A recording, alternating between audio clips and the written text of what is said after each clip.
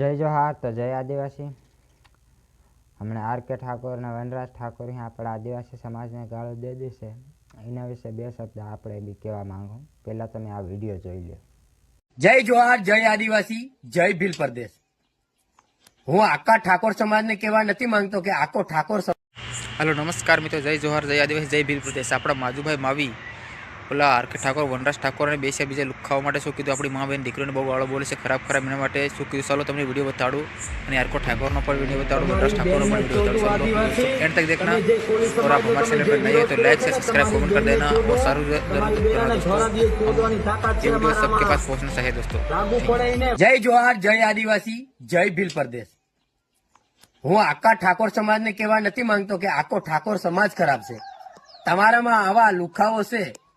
અમે બે ત્રણ લુખાઓને તો પાઠ શીખવાડવાની કોશિશ કરી।